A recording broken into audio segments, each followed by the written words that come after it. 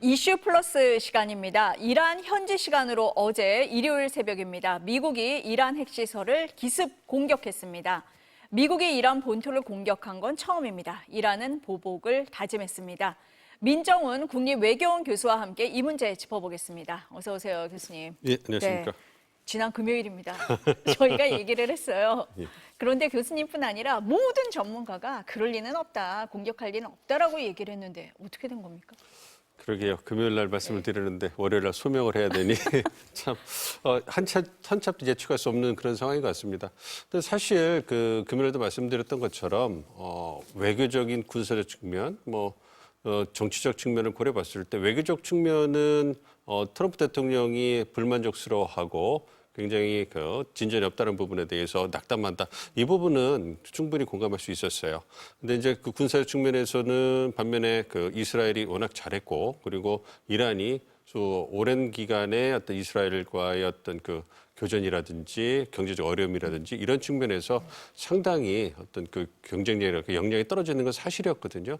그럼에도 불구하고 2주간의 어떤 최후 통첩 시간을 두고 이제 협상에 나와라 얘기를 하고서 시간을 뒀기 때문에 그 하루 이틀 만에 공격을 할지는 정말 생각도 못했거든요. 가능성을 완전히 배제할 수는 없었지만 그럼에도 불구하고 트럼프 대통령이 지금까지 전쟁에 대해서 부정적인 인식을 갖는다든지 또 여타의 모든 걸 종합해 봤을 때 가능한 외교적인 수단으로 해결을 하고, 그래서 자신의 외교력을 뽐내고, 그렇지 않았을 때 마지막 수단으로 군사력에 의존할 것이다, 이렇게 예상을 했거든요. 그래서 금요일 그렇게 말씀을 드렸는데 아무래도 개인적인 측면에서 외교는 이제 끝났다. 그래서 뭔가 돌파구를 만들기 위해서는 이제 싸우는 게 필요하다. 그리고 이스라엘이 워낙 잘했고 불예측성, 예측하지 못하는 부분에서 이란이 당황하면서 이스라엘의 공습에 속수무책으로 당하지 않았습니까?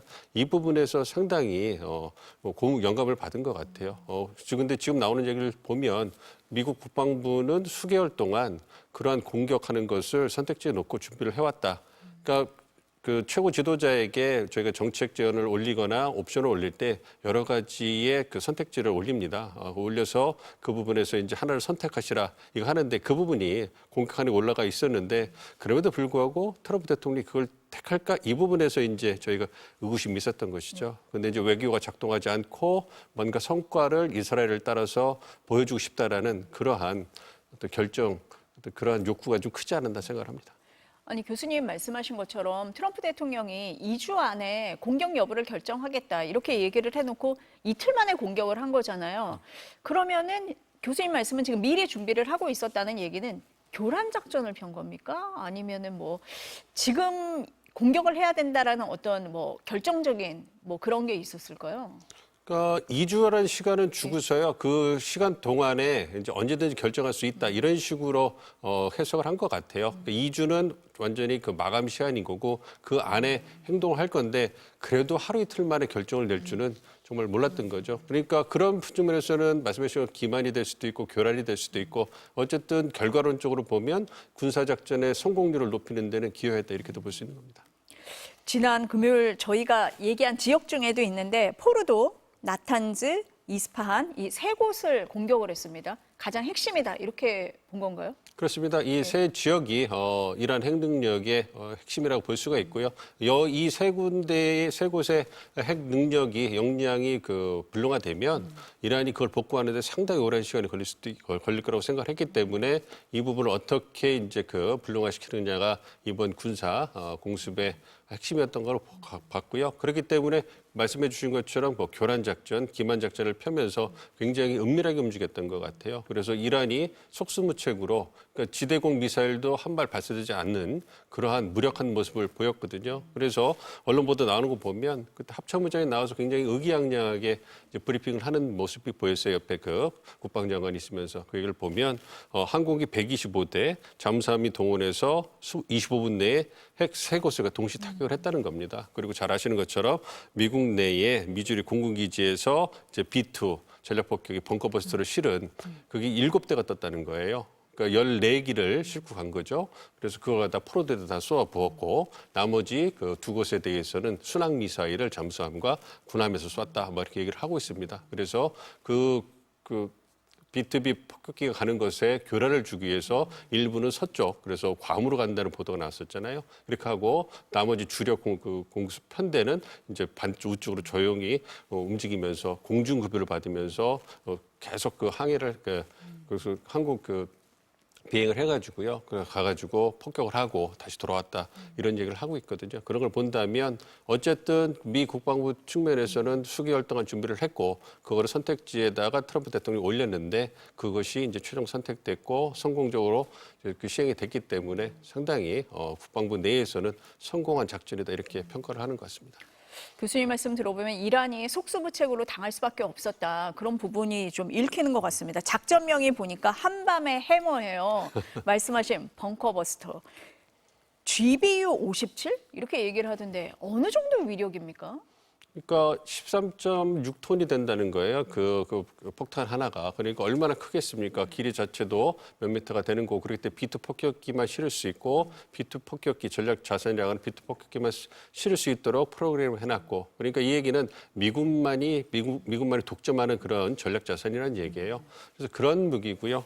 말씀해 주신 것처럼 이게 상당히 파괴력이 크기 때문에 투하했을 때 한 60m 정도를 그 지하로 들어가서 폭파가 되는 거고요. 한 2m 두께 콘크리트를 뚫을 수 있다는 이런 파괴력이 있다는 겁니다. 근데 말씀드린 것처럼 14기가 그 B2 폭격기가 7대가 이제 14기를 싣고 가서 집중적으로 그 투하를 했기 때문에 지금까지는 그 포르도의 핵능력을 얼마만큼 불능화시키는지 확인이 되고 있지는 않습니다만 만약에 미군이 의도하는 대로 14기가 집중적으로 두세 군데에 투하가 됐다면 그렇다면 80m, 100m까지 충분히 치고 내려갈 수 있다는 얘기거든요. 그럼 상당한 타격을 줄 수 있을 텐데 아직 이 부분에서는 의견이 엇갈리고 있고 미국과 이란의 의견이 이제 주장이 엇갈리고 있기 때문에 좀 지켜봐야 될 것 같습니다.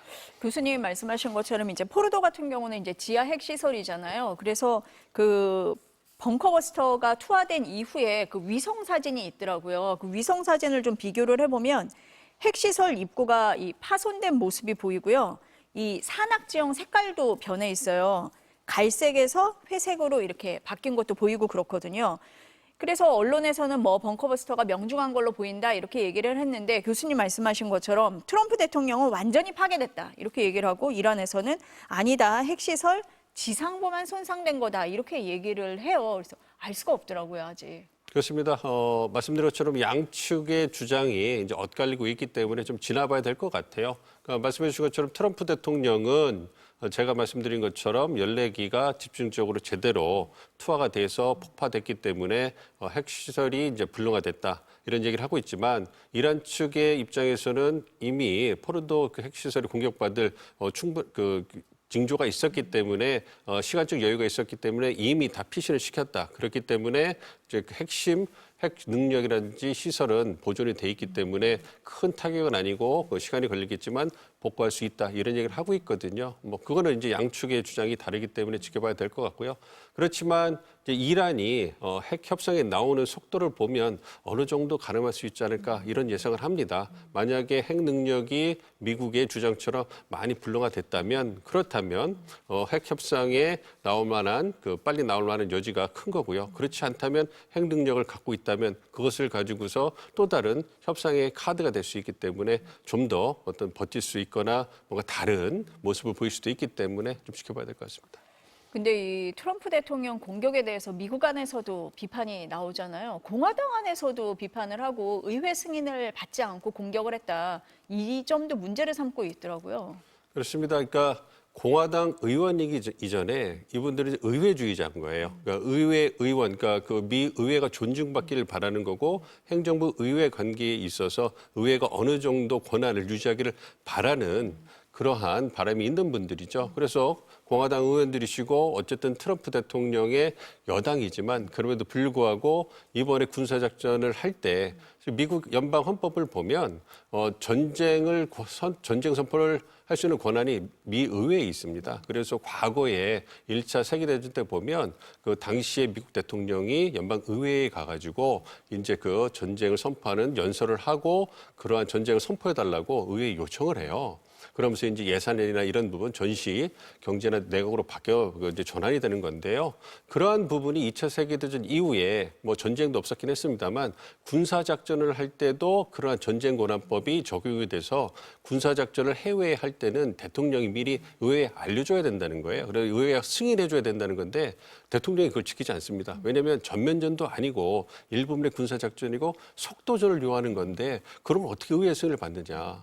속도가 늦거나 제대로 배치하지 않으면 저 승패가 갈리고 잘못하면 해외에 파병된 우리 군의 목숨 위험한데 그렇죠. 어떻게 그걸 하겠느냐? 이러한 명분을 대서 빠져나가는 거예요.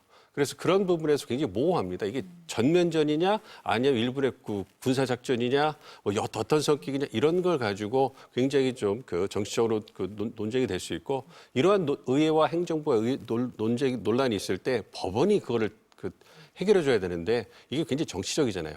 그러니까 법원도 건드리고 싶어 하지 않습니다. 그래서 다 돌려보내고 정치적으로 해결하라 이런 얘기를 하기 때문에 이거는 여전히 미국의 정치권의 논쟁으로 남아있는 거고 이번 케이스도 그런 그냥 정치적 논쟁으로 빠질 거기 때문에 트럼프 대통령이 뭐 탄핵을 당한다든가 아니면 정치적으로 타격을 받을 가능성은 희박하다 보고 있습니다. 어쨌든 공격을 받은 이란도 가만히 있지는 않을 거잖아요. 지난 금요일에 교수님이 말씀을 하실 때 이란이 쓸 수 있는 유효한 카드 호르무즈 해협 봉쇄라는 말씀을 하셨거든요. 보니까 의회에서 의결은 됐어요. 근데 최종 결정만 남았다 지금 이렇게 돼 있거든요. 근데 지금까지 한 번도 호르무즈 해협이 봉쇄된 적은 없습니까? 그렇습니다. 전면 봉쇄된 적은 없고요. 이제 그런 부분에서 과거에는 뭐 그 밑에다 규례를 설치하든가 이런 걸 통해 가지고 미국 군함이 거의 좌초 직전까지 갔다 이런 경우는 있지만 전면적으로 봉쇄해서 물동량이 지나지 못하게 하는 그런 사례는 없었습니다. 이게 굉장히 호르무즈 해협이 폭도 좁지만요. 그러니까 큰 유조선이 지나다닐 수 있을 만큼 바닥이 깊이가 깊은 곳은 대부분 이란 영해라는 거예요. 그렇기 때문에 이란이 통제하고 있기 때문에 자국의 영해를 어떤 보호한다는 명분으로 거기를 막아버리면 물동량이 갈 수가 없는 거예요. 근데 그거는 이제 이란에서는 자위권의 조치다 뭐 이렇게 얘기할 수 있겠지만 이게 지금 세계 경제에 미치는 영향이 상당하지 않습니까? 세계 원유 소비량의 25%, LNG 소비량 20%가 호르무즈 해협을 통과하고 있는데 만약 거기가 막혀버리면 세계 에너지의 동맥이 막혀버린 거랑 마찬가지이기 때문에 이건 이란 경제뿐만 아니라 세계 경제에 상당한 타격을 줄 수 있고 국제 유가가 급등하고 어떤 전 세계의 경제적 상황에 상당히 혼란을 가져올 수 있기 때문에 그런 측면에서 이제 굉장히 마지막에 치명적인 카드라는 거죠. 그럼 만약 그것이 쓰여진다면 이란이 협상을 하는 데는 도움을 줄 수 있을지 모르지만 그것에 의해서 국제사회로 비난을 받고 경제 제재가 심해내고 평판이 악화되고 그리고 물동량이 막히면 이란 경제도 타격을 받을 수밖에 없잖아요. 그러니까 상당히 이거는 치명적인 카드가 되기 때문에 일단은 손에 쥐고서 만작만작하면서 최후에 더 이상 쓸 카드가 없을 때 쓰지 않을까 이렇게 예상을 하고 있습니다. 손에 쥐고 있는 마지막 카드가 될 거다 이렇게 보시는 거네요. 이란에서는 또 중동 안에 있는 미국인이나 군인들에 대해서 우리의 표적이다 이렇게 얘기를 했고 미국 내 테러 위협도 증가하고 있다 이렇게 얘기들을 하더라고요. 그렇습니다. 가장 현실성 있는 대응책은 어쨌든 이란의 본토가 폭격을 공습을 받았기 때문에 대응을 해야 돼요. 그렇지 않으면 어떤 이란이 나약하다는 이런 모습을 대외적으로 주고 대내적으로 얼마나 혼란스럽겠습니까? 그렇기 때문에 적절한 수위에 맞는 대응을 해야 되는데 그것이 말씀해 주신 중동 내에 있는 미군 기지를 공습하는 것이 될 거라 생각을 하고 있어요. 그리고 2000년도에 어떤 솔레이마니 사령관이 암살됐을 때 그거에 대한 대응 조치로 이란이 영내에 있는 미군 기지에 미사일과 드론을 해서 공습한 그런 경험이 있거든요. 그런 조치가 취해질 거라고 생각을 하고 있고요. 그렇지만 미국 내 테러 이런 부분은 과연 이란이 사주하는 것인지 아니면은 외로운 늑대라고 그래서 그냥 본토 내에서 자생하는 그런 테러를 될지는 두고 봐야 되겠습니다만 어쨌든 테러로 이어지는 것은 이란이 어떤 협상에 실패하고 굉장히 궁지에 몰려서 전쟁의 양상이 이제는 게릴라전으로 가가지고 테러의 양상으로 가기 전까지는 간간히 나오긴 하지만 본격화되지는 않을 거라고 보고 있기 때문에 가장 즉각적으로 나올 수 있는 대응의 조치는 말씀해 주신 것처럼 중동 내 미군 기지를 공습하는 것이 아닐까 이렇게 보고 있습니다. 협상 가능성은 어떻게 보십니까? 협상 가능성은 열려 있죠. 네. 그렇지만 이란에게는 체면을 차릴 시간이 필요하지 않을까 생각을 하고 있어요. 지금 굴욕적으로 그 이란 본토가 아무런 대응도 하지 못한 채 세 군데나 그 공습을 당했습니다. 그 부분에 대해서 어떤 그 상응하는 대응 조치가 있어야 될 거예요. 그렇지만 그렇다고 해서 미국을 너무 자극해가지고 확전해서는 안 되겠죠. 이란의 입장에서는 체면도 차려야만 되겠지만 현실적으로 봤을 때 이스라엘이나 미국을 상대할 만한 군사력이 없습니다. 그게 굉장히 안타까운 현실이죠. 이란 측면에서는. 그렇기 때문에 현실적으로 이제 그 유연하게 접근을 해야 될 거고, 그럼에도 불구하고 일단은 그 초기 대응을 통해 가지고 체면을 차리고 지금 이란 정부가 러시아라든지 투르키예 정부와 접촉한다는 얘기를 들었어요. 그걸 통해 가지고 뭔가 외교적인 공간을 마련하려고 하는 게 아닌가 싶습니다. 그래서 미국과 이란이 지금 으르렁거리고 굉장히 감정이 악화돼 있는 상황에서 양자 협상을 하기는 어렵잖아요. 제3자가 필요한데 현재로서는 유럽이라든지 아랍 국가들의 영향력은 미미한 것 같고, 그래서 전통적으로 현재 미국과 어떤 그 이란과의 중재를 할 수 있는 러시아 혹은 튀르키예의 또 도움을 받아가지고 잠시 이제 소강 상태로 접어든 이후에 협상 국면으로 들어갈 수 있지 않을까 기대를 하고 있습니다. 국제사회를 동원할 수 있다 이런 말씀이시네요. 지금 핵시설 얘기를 하면 북한 얘기를 안 할 수가 없거든요. 영변 핵시설 얘기를 많이 해요. 그래서 혹시나 미국이 공격을 하는 거 아니냐 뭐 이렇게 얘기하시는 분들도 있는데 이란하고는 다르다 이렇게 말씀들은 많이 하시더라고요. 그렇죠. 이제 핵 역량에 있어서 북한이 훨씬 더 앞서 있기 때문에 이란과 같은 상황을 겪지 않을 거다라는 그 예측을 하시는 거죠.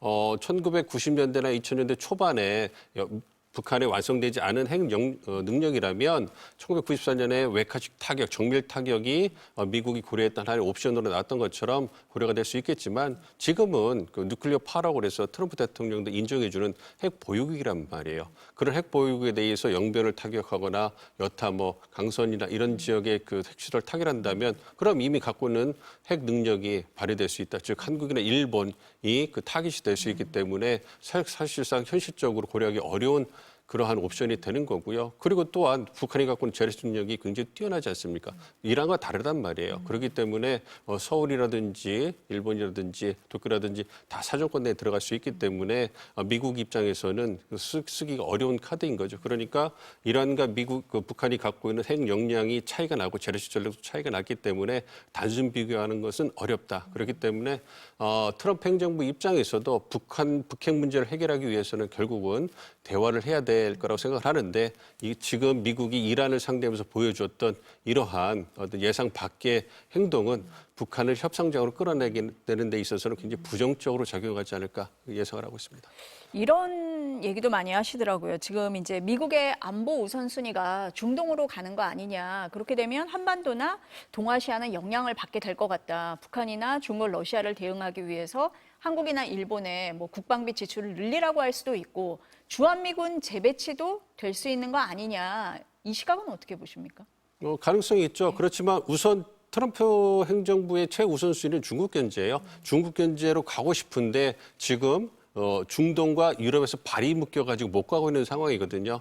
그러니까 어쨌든 그 트럼프 행정부의 국방 기조는 중국 견제를 하기 위해서 몰두하기 위해서 기타 지역의 위협에 대해서는 지역 동맹국들이 보다 적극적인 역할과 기여를 하라는 거거든요. 그러니까 그 북한의 위협에서는 한국이 더 역할을 해야 되는 거고 유럽의 그 위협에 대해서는 러시아 위협에 대해서는 이제 EU나 나토가 해야 되는 이런 얘기를 하는 거죠. 그렇기 때문에 이스라엘과 이란의 무력 충돌과 별개의 문제로 중국 견제 집중하기 위해서 트럼프 행정부는 한국이나 일본 같은 그리고 유럽 동맹들에게 GDP 대비 방위비, 국방비를 늘려라. 그래서 보다 적극적으로 이제 역할에 동맹 역할을 하라고 요구를 할 거기 때문에 지금은 어쨌든 이스라엘 이제 중동과 유럽의 발목이 잡혀 있지만 그것은 그와 별개로 중국 견제와 미 본토를 보호하기 위해서 동맹들에게 보다 더 많은 기여를 하라는 그게 기조기 때문에 이 어떤 우선순위에 상관없이 지속적으로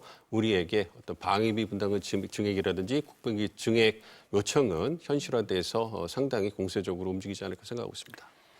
트럼프 대통령이 어디로 움직일지는 정말 예측을 하기 어려운 것 같습니다. 네, 오늘 교수님 말씀 여기까지 듣겠습니다. 감사합니다. 네.